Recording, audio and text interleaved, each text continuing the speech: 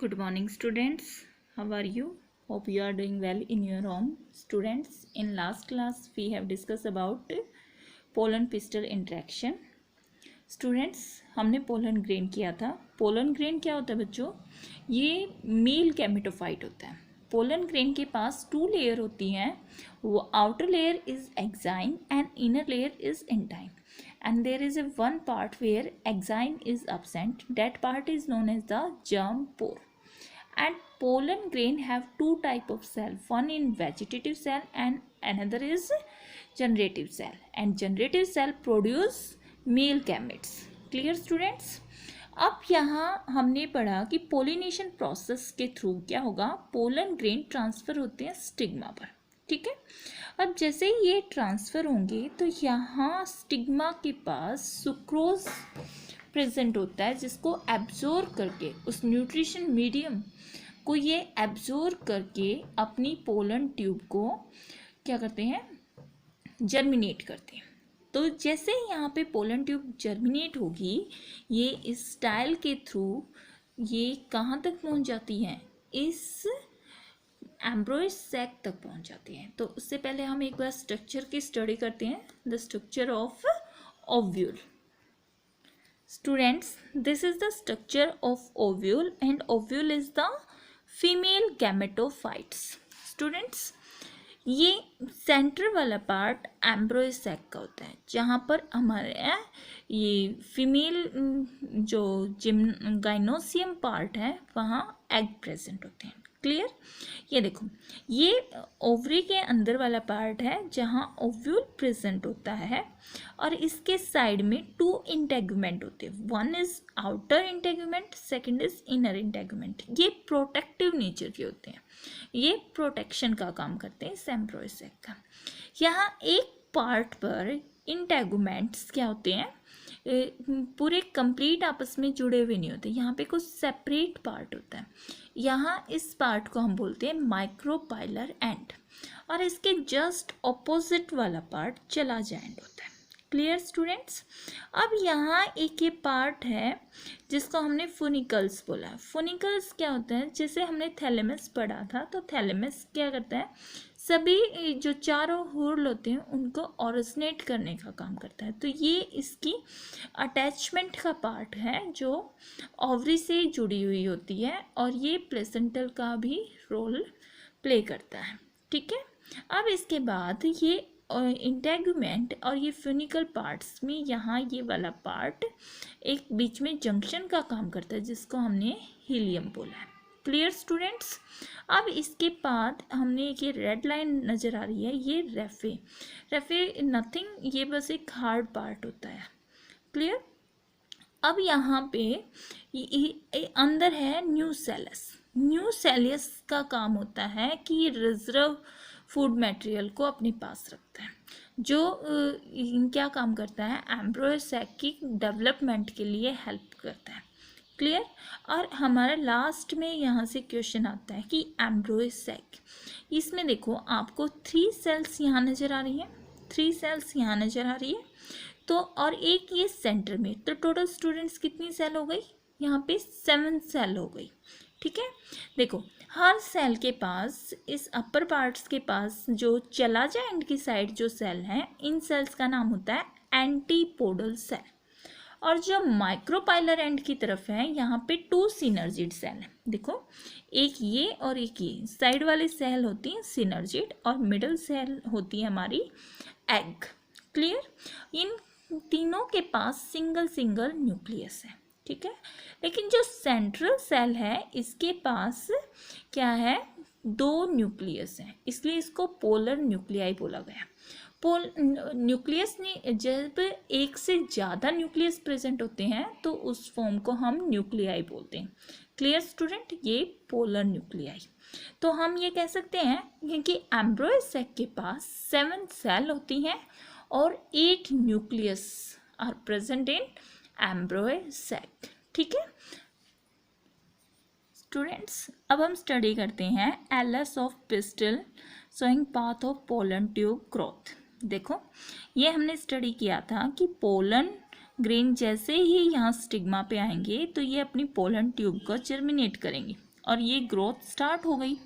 जैसे ये growth start हुई तो ये स्टाइल के थ्रू आती हुई लास्ट में ये इस ओवरी वाले पार्ट में आके ओव्यूल तक जाती है। ठीक है, अब ये ओव्यूल तक जाने का जो गाइडिंग का काम है ये सिनर्जिड सेल करती है। ठीक है, इनके पास फिलीफॉर्म अपरेटस होते हैं। ये देखो, ये रहा, ये मैंने इस नीचे वाले पार्ट को इनलार्ज करके दिखाया। ठीक है, ये दो सिनर्जिड सेल है, एक ये एग सेल है और ये सेंटर वाली पोलर न्यूक्लियस। क्लियर बच्चों? अब जैसे ही ये पोलन ट्यूब वाली सेल यहाँ तक आएगी, ये ट्यूब सेल है, तो यहाँ फिलीफॉर्म अपरेटस प्रेजेंट होते। कहाँ? सिनर्जिड सेल के पास। इन दोनों के बीच में इंट्रैक्शन होता है और ये जो ट्यूब है पोलन ट्यूब, ये क्या होगी? रप्चर हो जाएगी। और जैसे ही ये यहाँ से रप्चर होगी तो ये अपने पास जो इसके पास दो मेल गैमेट है उसको ये रिलीज कर देगी। क्लियर? अब जैसे ये रिलीज हुए तो यहाँ पे हमने पढ़ा था ये मेल गैमेट हो गया, एग क्या होता है? फीमेल गैमेट हो गया। तो एक मेल गैमेट और एक फीमेल गैमेट जब आपस में फ्यूज हो जाएंगे तो क्या कहलाएगा? फर्टिलाइजेशन। और ये क्या बन जाएगा? जाइगोट बन जाएगा।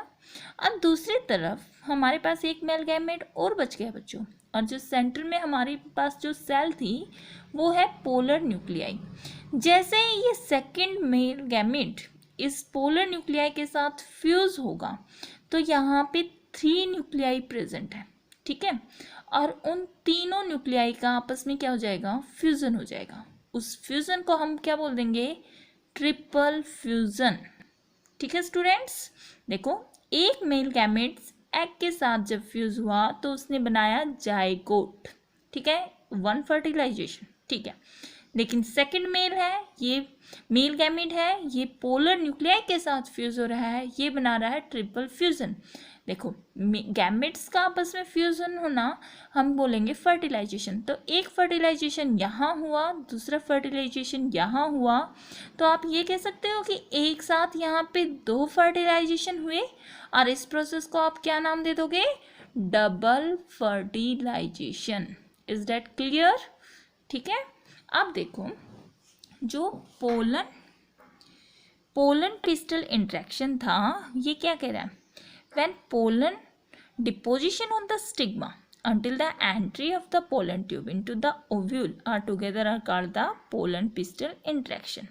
देखो, ये पोलन और स्टिग्मा जैसे ही यहाँ पे डिपोजिशन होता है, आपस में जब इनकी इंट्रैक्शन होती है तो इस फॉर्म को हम क्या बोलते हैं? Pollen pistol interaction.